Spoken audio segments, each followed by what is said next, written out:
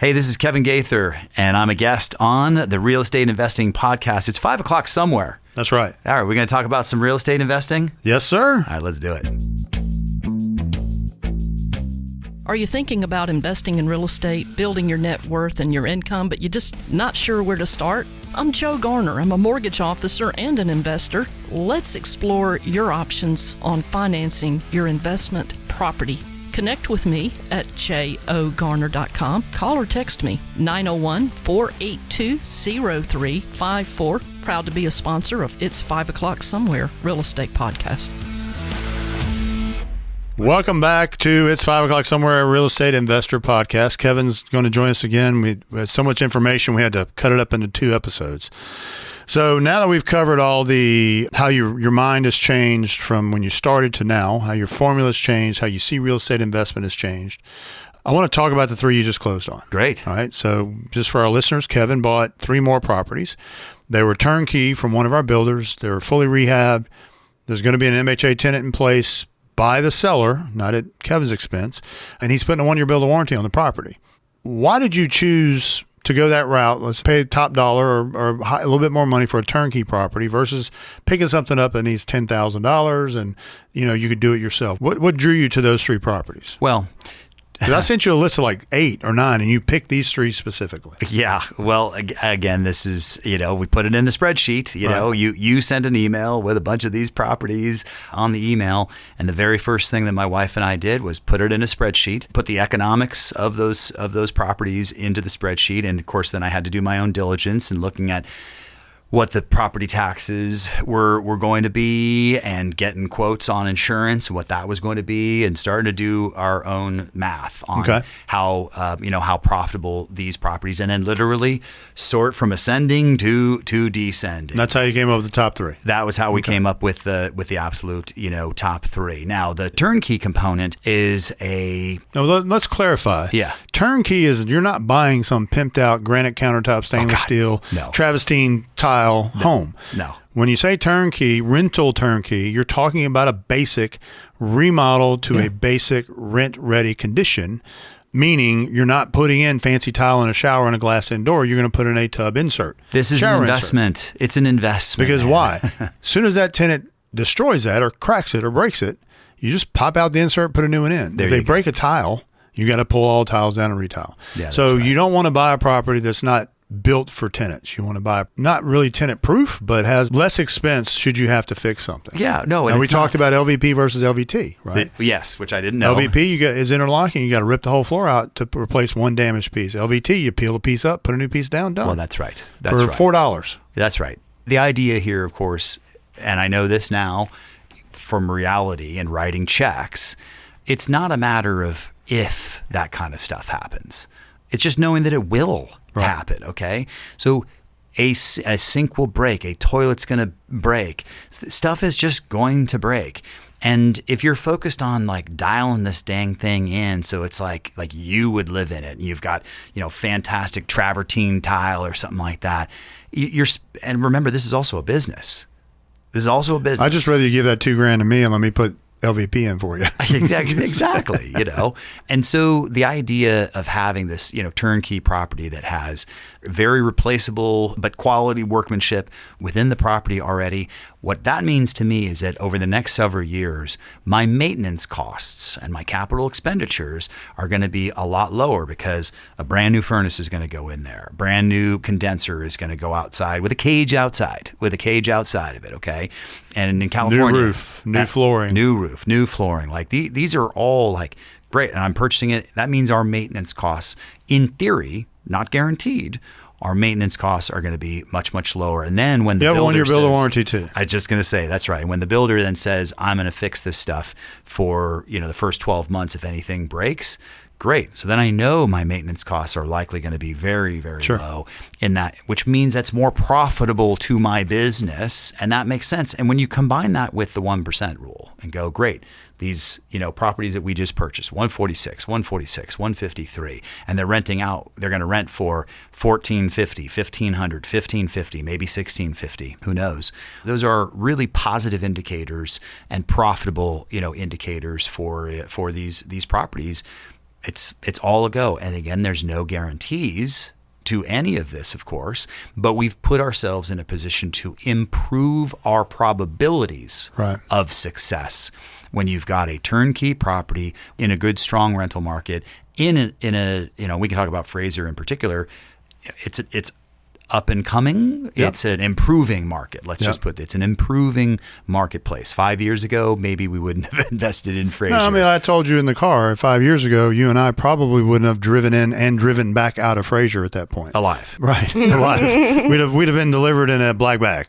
We talked about Raleigh, which is a market next door to Frayser that went through a huge upward trajectory over the last 7 years, thanks to Amazon and Nike. Now those homes are $150,000. So what are investors doing? They're going into Frayser because you can still buy an $80,000, $90,000, $100,000 house, fix it up, sell it for $130,000, $140,000, $150,000. You get good rents, and now we're watching Frayser take that upward trajectory. So I always look for opportunity like that for my investors. A lot of agents don't. They're coattailers, right? They'll still go try to sell their investors' property in Raleigh because it's safe, it's already capped out, and those investors are going to see a very minimal rise in value versus getting into a situation where you may pay $130,000 for a house, $140,000, but then 10 years from now it's worth $200 because that whole market is just taken off. So, Kevin, just for the newer people that are getting into real estate, to sum up what you said, basically spend a little extra on the front end. It'll save you in the long run, especially if you're planning on getting a property, putting a tenant in there and keeping it for the long haul. You'll save on the maintenance costs and things on the back end, which will give you a greater ROI. Yeah, yes. And I'm going to yes and you on that. And that's a really, really good reminder, by the way, because while I run a business, my wife and I run a business, and a business that is well run is one where our costs are kept in check. Okay. There are certain costs that are well worth the investment. And here's an example of this. Each of these properties, we're in Memphis, Tennessee. Okay, so there's bugs, there's termites. You know how much it costs to do the termite treatment on each of these properties? $500. $500 each. Do I want to spend $500? Absolutely not. However, how often do you have to do that? Every 2-3 years. Okay, that's right. At least that's what Brett tells me. But make sure that I do. Hey, that came from Justin. So there you go. But if it doesn't work, it's his fault. Down the line, well, that's right. That's right. Spend triple or whatever it is, but you're going to come out way more than $500. That is correct. Just spend the $500 on the front end, save you on the back end because you don't know how bad it's going to get on the back end. Yeah, that's right. So there's this balance that my wife and I have to in running our business. There are certain expenses that we want to make sure that we're not paying too much for painting, and we're not paying too much for other maintenance items. But then there's being penny wise and pound foolish. Spending the $500 while I don't want to spend $500 if I don't have to. Spending $500 on a termite treatment on a property right now, and every 2-3 years, it is going to save us money, so much money down the line, because when there's the damage, and now I need to do a lot more replacement. And Memphis is prone for termites. We're a southern, warm, moist climate. Yep. Perfect for climate. termites. So that is a perfect recipe for termites. That's Yep. exactly and right. especially with the 1% rule. Well, by the time 2 or 3 years comes, you're not even gonna notice the $500 that you're spending again. For the termites. That's exactly right. I mean, you're going to be spending out the profit at that point, or you should be, or maybe coming from your oh shit fund. Yeah, that's right. While we're talking about paying up front, have you had learning experiences along your journey where you paid out money up front and it didn't really materialize to be a benefit? Boy, let me think about that. Paid out money up front and it didn't turn out. I can't think of anything off the top of my head right now. No, I can't think of anything right off. I know what you're saying. I can't think of a story right now. Maybe I've tucked it way back where I made the investment and I got screwed, and I've put it in a dark place in my head. But I can't think of anything. That's quite a positive thing, though, that nothing springs to mind. Yeah, that's right. Now, that doesn't mean blindly doing it. So, again, I'm just going to call it out here, right? This is the trust but verify, Richard. As in Reagan. Yes, the termite person calls me up and says, you really should put this, do the treatment on the property. And I'm thinking, You're the salesperson. Of course you're going to tell me, when you're a hammer, everything looks like a nail. Of course he should. You know who I called? I called Brett. And I said, tell me the truth, man. Do I really need to do this? And he goes, 100%. Absolutely. I advise all my investors to do the termite treatment. But don't sign a contract. Don't sign the yearly contract. Don't, whatever. And that's the kind of stuff that when you can develop a relationship with a real estate salesperson that can tell you what to buy and what not to buy, even if it's in their best interest to do stuff, that's when you're dealing with somebody that you can trust. And that's the trust but verify. The freaking termite person is telling me that I should. I'm going to question that. And I'm going to go get guidance. Well, yeah. You've experienced it in management. You send a plumber to a house to fix a leaky pipe. Next thing you know, you got a bid for $4,000 to replace faucets and do this and do that. Mm-hmm. Obviously, we talked about the upsell or the white zone. Yes, yes. You're a giant white zone, right, to them, because that's correct. You're an investor with money. Your house probably we should do this. Not necessary, but we should. So let's pitch it to them. Yeah. And a lot of investors say, fine, do it. If it needs to be done, do it. And they just throw their money out the window. Yeah. And then a year later do their finances and be like, well, this property sucks. Well, no, you suck as an investor because you're not putting your time and effort into managing your business such as you and Laney are. Yeah, that's right. And let's be honest, we're in real estate, termite inspectors. It's a sales business. Oh, yeah. So as an investor, you never really know. You have to be a good judge of character, so to speak, to know what is coming off salesy and genuine. And also, like you said, that's where your verify and trust process comes in, where you do your due diligence, call other insurance companies, get quotes, or whatever, other termite companies or whatever, to build your team of trustworthy professionals. Yeah, yeah. And you have to understand, you also have to realize that when Kevin asked me that question, I was the right person to ask that question because I have no financial benefit from him doing termites or not. Yep, you're not getting any. If I tell Kevin not to do it, and then a year and a half from now they're tearing out the back wall of the house and rebuilding it for $20,000 because he didn't treat it on my advice, then that's my fault because you asked me my advice. So that's why I always tell every investor, yes, treat. It's $500. Treat it. What's it going to hurt? I think everyone should do it. Because Even as soon as you don't treat it, as soon as you say no, you'll end up with termites and massive damage. That's how it always works. So, that's right. Now, I have investors I advise to treat it, and they don't. And I've had some lose money over that. I bet they treat them now, though, huh? Oh, yeah. They do. The question is, have you ever met a termite person that is just like Dale from King of the Hill? I have not. Oh, Justin's kind of close. Dale. Justin's kind of close. So, but yeah, I guess to verify, you got to verify with people that really don't have any skin in the game. My skin in the game is making sure what I sold him performs. And the only way I can make sure it performs is that it stays intact, it stays in good condition, and it continues to produce rent without outpouring of money to keep replacing and fixing stuff. So, of course, and Justin, our termite guy, understands that about me. He knows. I always advise that you do it. He knows I'm not going to give a sales pitch on his behalf. He calls you and tells you what he thinks, and then I'm going to tell you my honest opinion. He knows that. So he's not ever looking for me to pitch it for him. You always do. I think that's smart. That $500 is well spent. Oh, my gosh. If you spend $1,500 over the next 10 years and never have to tear out windows and walls to replace it with termite damage. That's right. That $1,500 was well spent.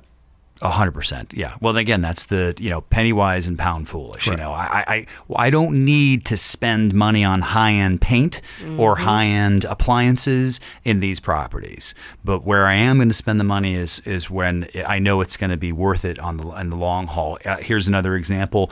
Your air conditioning unit needs to be replaced. Why, did it quit working? What's that? No, not yet. It hadn't quit working yet. Well, yes. Okay, so But can it's we... going Getting to. old. How Well, my old- mom's getting old too, but does that mean I put her in the ground and get another one? I'm still going. Yeah. But you have to ask those questions, and I was talking to one of our property managers just yesterday, and there's a point at which you're like, well, we could fix it. We could repair it. But it's a Right. 15-year unit. It's a 20-year unit. You could fix it, but the same thing is probably going to happen Yep. Sure. next year. And she gave It's me just a matter of when. well, that's right. And she gave me this thought process that, like, look, if the cost of the repair is like half of the cost of replacing it, just replace it. Because it's got a 7-year warranty on it once you replace it. So you just spent another $2,000, but you had a 7-year warranty on that product. Yeah, that's right. So Makes total financial sense. That's right. So that's where I'm like, I've learned these things over time to where it's like, I don't want to spend the money. I would rather not spend that money. But again, this goes back to doing your own math and making sure that you're reserving for maintenance. You're reserving for capital expenditures. You're reserving for vacancies. You're building your math around all of those things already because they will happen. You will have vacancies. You will have an HVAC unit that goes out. Yeah. You will have to replace that. It's just what comes with it. It comes with the house. And like you said about your brother, your temperament should be in check if you're going to get into this business because things happen unexpectedly. Like you said, tenants, they trash your place, they move out, they're upset for whatever. Yeah. The HVAC or air conditioning unit, like you were just saying, spend it up front, especially you're already going into it with the mind frame of it's an investment. So you're investing the 15, whatever for the new system to be put in place. Mm-hmm. In the long run, you're going to make it back because the goal is to make a profit over time until the property is paid off. Well, but if you can invest an extra $500 in your stock account to get a guarantee from your stockbroker, you do it, right? 100%. 100%. Exactly. So that's all you're doing is guaranteeing you're not going to have a termite problem and cost yourself $5,000, $6,000, $7,000, $10,000 down the road. Just get a new one, new I don't know how we got stuck on termites, but Jesus. Well, you just love termites. One question I do have for you: you've talked about many ways in which you mitigate risk, mitigate potential costs further down the road. Mm-hmm. Have you ever looked at home warranties, considered home warranties, or even used home warranties? Considered, never purchased. Considered, never purchased, mainly because people have told me you end up spending more and there's the deductibles that you've got to meet before they'll do this, that, and the other there. I'm sure there's situations where it can work. And again, like I said, Richard, the older I get, the more I realize I don't know shit. And so maybe somebody can teach me how home warranties make sense. I have investors that put home warranties on their investment properties. I have investors that don't. The ones that do say, well, it covers the major roof and it covers the HVAC and it covers the stove and the garage door and all these things that are major expenses. There is a deductible. Mm-hmm. I'll give you an example. I've got a guy that's paid for home warranties for the last 7 years and never used it. So is it a waste of money? Yeah. So is car insurance. So far. If you don't wreck your car insurance is a waste of money. Mm-hmm. But I have another investor that has it on all of his properties. He's used it 4 or 5 times. He has a house in Cordova, 2-car garage. Garage door just collapsed, fell off the hinges, boom, done. Mm-hmm. It cost him $350, and the home warranty company installed a new motor, new door, new tracks, everything. Great. Okay, that would have probably cost him $2,000 or $3,000. He had a roof issue. Wasn't due to a storm. It was just something. I don't remember what it was. Something happened with the roof. And it created a leak. Maybe it was the ice or leaching or something. The insurance company said, well, the roof wasn't maintained properly, so it's not our fault. We're not filing a claim. The home warranty company actually paid for the repair. They've replaced a stove. They've replaced air conditioner. Mm-hmm. So in his mind, I've spent $2,000 or $3,000, but I've probably saved $15,000. Sure. There you go. Right. So I think it's really up to what your personal preference is and Correct. How comfortable you feel with the people you have on your team, to be honest with you. That's right. Yes, there is a deductible. Yeah. Always. Yeah. There are companies out there that they're geared to screw you on home warranties. That's just what they're geared to do. That's what their plan is. Sure. But there are a couple of good ones out there that have some decent plans. But I would say if you decide to put a home warranty on your rental property, get the information, the regular plan, the platinum plan, the gold, and the gold plus plan, and really look at it and understand what your deductible is, understand what it covers. That's right. Car warranty companies are the same way. Oh, yeah, we'll cover your car bumper to bumper if you'll pay a $4,000 deductible on a $300 part. That's right. Right. Well, on top of that, though, and make sure if you look, this is a business. I'm just going to say it again. If you're going to buy a home warranty, make sure you bake that cost into your business. That's an expense. It is an expense. Now, I'm just going to go back to our philosophy. We have not purchased a home warranty previously, Richard, but we don't need to when we, A, have an oh shit fund that we've already built up, already there, that's out there, and we're already reserving for maintenance and capital expenditures. Those are 2 separate line items. Why would I throw a third line item in there of a home warranty when, especially buying at the 1% rule, there's plenty of cash built in to self-insure, so to speak, like self-warranty. And this is the shameless plug for Brett. I'm buying these properties that we just purchased.